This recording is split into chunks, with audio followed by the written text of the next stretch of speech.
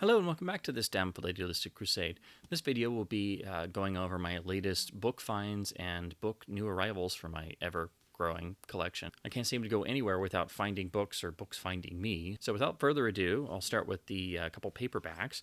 So this one goes with something I found for my last video. I finally found another of Brian Daley's science fiction novels outside of Star Wars. I've always meant to read his other works. He's my favorite Star Wars author by far and away. His Han Solo novels are, I think, the best and most classic of all Star Wars fiction. And he, of course, wrote the astonishingly magical radio drama scripts. And if you've never heard the Star Wars trilogy radio dramas and you call yourself a Star Wars fan, I don't know what you're doing with your life, because they are essential and in some ways are better than the original trilogy films. But Daley understood the spirit of Star Wars better than anyone, I think. And so I've always meant to find his other books, but they are pretty obscure, and unfortunately they never really seem to have gotten reprinted. So this is another Del Rey book in this particular series, printed in the mid to late 1980s. So I just always comb through used bookshops and see if I can find any of his novels in the science fiction fantasy section. And so this is only the second time I've managed to just find one in the wild. This one amazingly was in the bargain section, and this was done by Titan Books, but this is volume 3 of their Planet of the Apes omnibus series. As you can see, this is a really thick paperback that brings together what seems to be four novelizations from the 1970s Planet of the Apes television series. I'd heard that somebody was doing POTA reprints or a series like this, but I just never really found out about it. And then I stumbled across this, and I'm looking at it for a minute, and I'm like, well, that's not just the Pierre Boulle novel reprinted with Planet of the Apes like you usually see. And then I saw the size of it and started looking through it. So again, I can't believe this was in the bargain section. So now I really want to check out and try and find the other volumes. Again, this is really thick. This clocks in at almost 800 pages. So it is really substantial, and there's no wasted space. So you definitely get your value for your money with these things. So I'm now really interested to find the other volumes. I think what they may have done, and I'm not entirely sure, this was dated 2017, so it's tied into the modern relaunch films, but I think what some of the other volumes may have done is that they may have hopefully reprinted the classic novelizations of the original films, which are pretty tough to find in good shape, and that aren't pricey, because usually they're either beat to crap. I've read the Battle for the Planet of the Apes one, and that was a really dog-eared, yellowed copy that I found, and unfortunately just fell apart. So I think that's what the other volumes may have done. So I'm hoping it is, because I've always wanted to read the others. But this is a really interesting volume, and I've always wanted to dig into the television series more anyway, because I've really just only experienced the original films and then the other reboot films, which I really don't think you should ever pay attention to. So I've never really delved into the extra Planet of the Apes stuff, the comics, the animated series and stuff. So I figured this would be an interesting place to start. I also found a really inexpensive copy of a Patricia Highsmith novel, Found in the Street. I really enjoy reading Highsmith, but I've just only read her more famous novels. I've read the first of the Ripley books, and of course Strangers on a Train, which is a great book and totally different from the film in tone. So if you love the movie and you go to read the book, well, you're in for a surprise, because it is let's just say there's not a happy ending, and things turn out completely differently. I really have always enjoyed reading Highsmith and her particular worldview, and so I've just always meant to read her whole body of work, and so this is just chipping away at that. And anytime I find a book by a favorite author and it's one I haven't read and it's cheap enough, I'm like, I'm just going to grab this. I'm going to add it to my never-ending to-read pile. And this is a really nice-looking edition from Atlantic Monthly. It's a nice trade paperback in good shape, and the text block is really nice and clean. So I also love it when I can find inexpensive books that are good printings and they aren't really rotten old paperbacks that are just falling apart. Then we move on to film books, because it's me, and if it's a film book and I haven't read it, then I have to read it.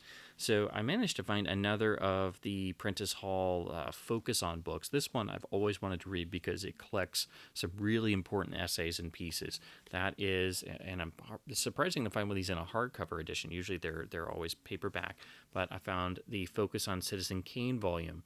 And what's great about this is that it's not just pieces from what was the current 1970s of reflections on Citizen Kane, but this brings together really interesting essays and articles from original personnel. So this actually has a piece in it.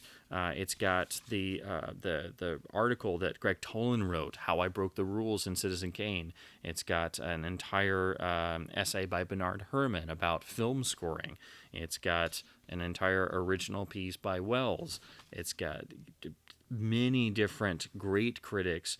It's got a Pierre Coe piece. It's got a piece by Andre Bazin. It's got a piece from Truffaut. And it just goes on and on. It's even got an Andrew Sarris piece about Kane. And then, of course, all of the other various articles and pieces on Kane and Wells. And there is a still section in the middle, all black and white, but on nice photo stock. So I've always wanted to find this one to get all that stuff in one place. I've read some of those pieces before, but not all of them. So it's great to finally find this and actually find one of these in a hardcover edition. This is a nice series to collect, but they rarely pop up. When they do, they're usually either a little pricey or they're beat to crap, and almost always they're paperback editions. So even though this one isn't perfect and the rear cover's a little torn, it was a real surprise to find one of these complete in hardcover form, and especially the Citizen Kane volume. Then I also found a copy of the 2017, and I think really the most modern Casablanca book, Will Always Have Casablanca by Noah Eisenberg. I haven't read this particular volume yet. There are so many books on Casablanca that unfortunately they start to repeat each other. There are some really good ones, and those do dovetail really wonderfully with the great audio commentaries on the film. But basically, the problem with the Casablanca books, and like most books on It's a Wonderful Life and other iconic films, is they repeat a lot of the same anecdotes, and there's usually not a lot of new material. Or if there is some material that gets beyond the surface stuff you hear all the time, it's usually just sort of regurgitating stuff that was in better books that already came out.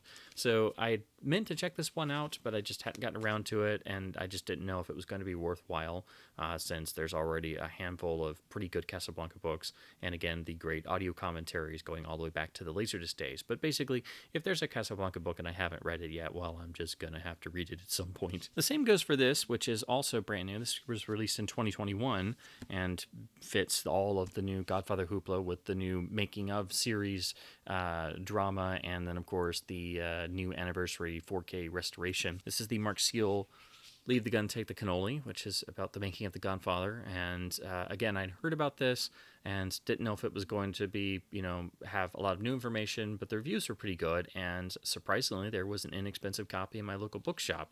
It's got a nice matte finish cover. There's a little wear on it, but again, finding this used at a really cheap price, of course, I'm going to go for it. So I've heard some good things, and the reviews are pretty good. So I think this will go well with the old Godfather Legacy book, which was pretty good. There's been a lot of Godfather books in the past 10 years or so, but most of them are just coffee table books, so there's not a whole lot of content to them. And this is relatively hefty. It clocks in at 400 some odd pages, so I'm very interested to see if there's going to be any new fascinating nuggets about the production that I didn't know yet gone over in here. I couldn't resist a really nice condition copy of another of the Focus On series. This is the Focus On Rashomon. So again, all of these have similar covers. They'll always change up the color on the top, but these are wonderful critical pieces. This is, very much how film criticism was for, things in the 60s and 70s into the 80s, pre-internet essentially. You had to go to books like this, or you had to go to and track down various articles. But these are really wonderful because it brings together pieces that, again, were never republished otherwise. Some really interesting individuals are in here. So this has the introduction by Donald Ritchie. It's got pieces from Bosley Crowther, Manny Farber. Then it's also got a piece from Curtis Harrington, among others. It's just, I really like these books. They're fun, and they're pretty quick reads, and they also always have the nice photo section inside. Next is a really great critical piece about essentially the birth of the modern horror genre by the legendary historian and real horror film aficionado expert, if anybody can lay claim to that title. One of them among the great horror historians would be, of course, David J. Schall.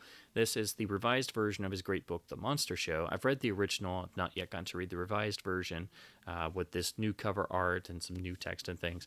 This copy is really beat up. It apparently was seems to be a university used copy, so this is probably used for a class, and it's got some stamps on it. So this was just floating around in the bargain section, so it was less than $1, and I'd always wanted to read the updated version, and I never owned a physical copy of any version of this anyway. But this is just like the original version that I read in a library. It's loaded with stills. What's great about this, it doesn't just stick with classic horror, it goes up to more modern horror films and the way the horror genre exploded. So this is one of the great critical studies about the horror genre and its influence on the 20th century beyond. So it's a great book if you haven't read it. All of Schall's books are great reads and essential if you're a horror fan.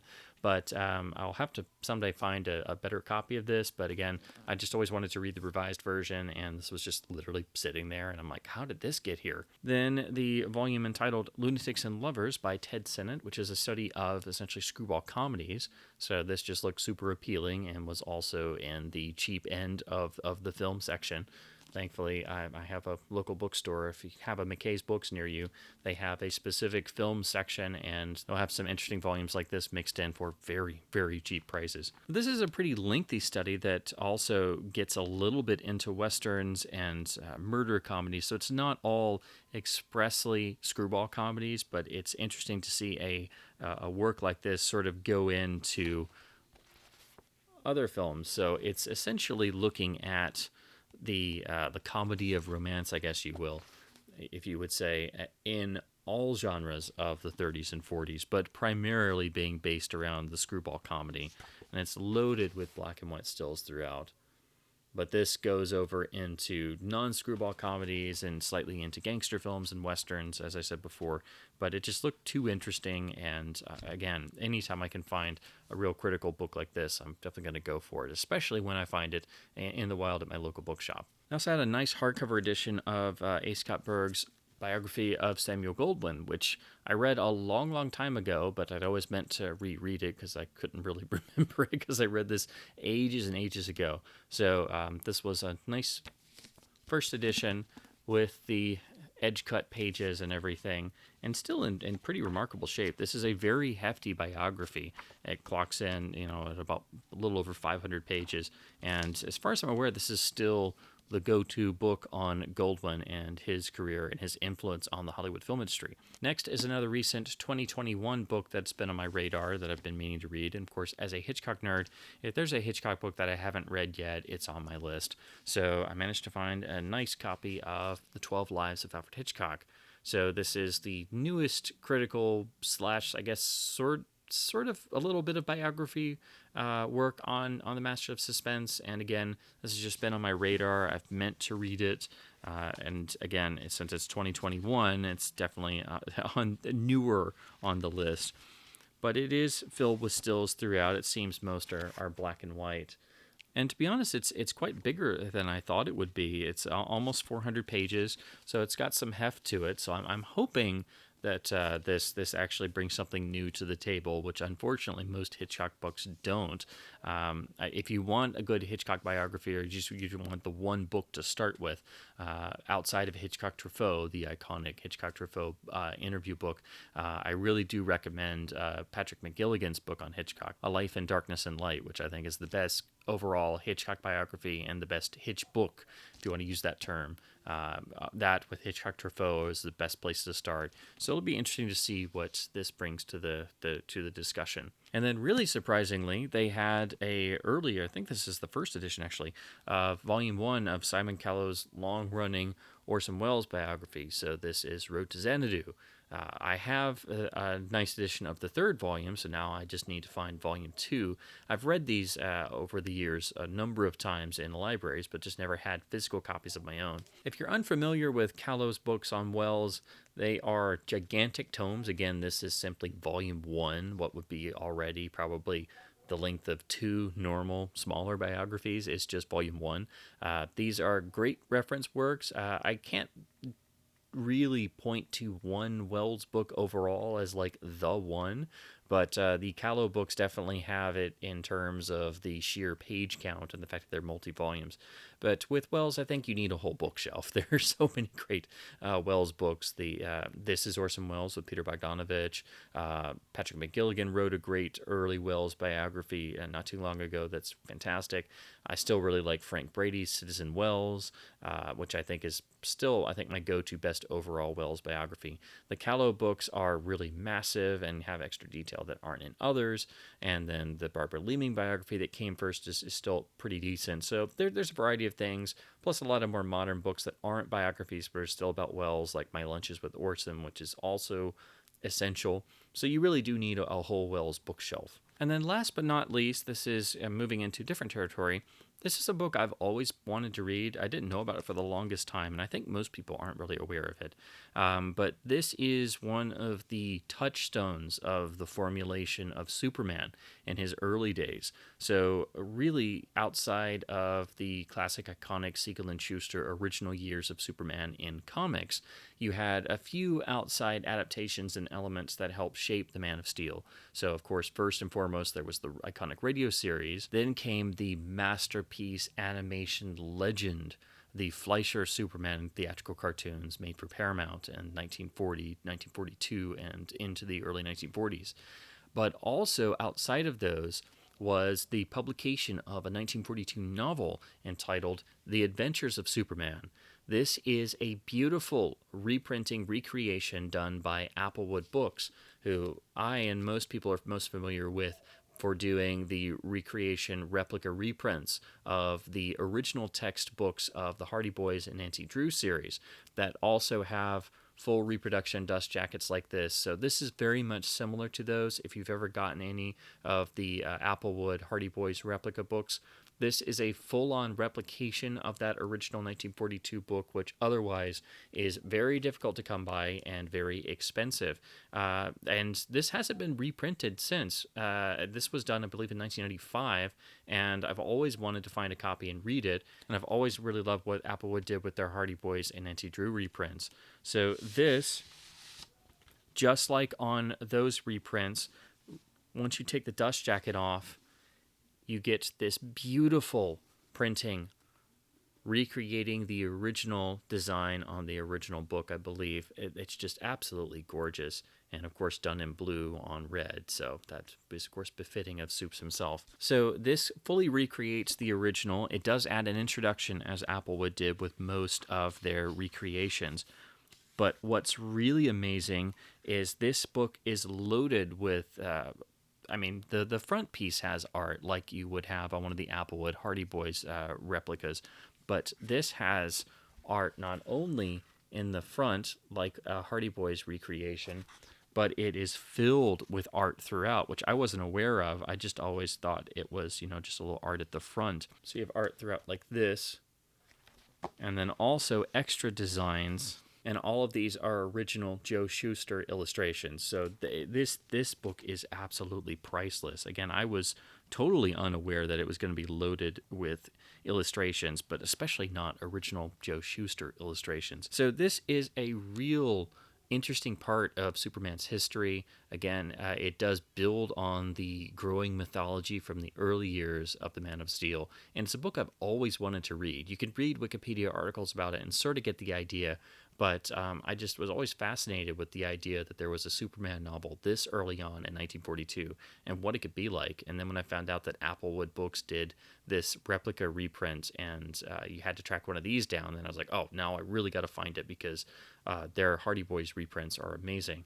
So this is still the way you want to find this.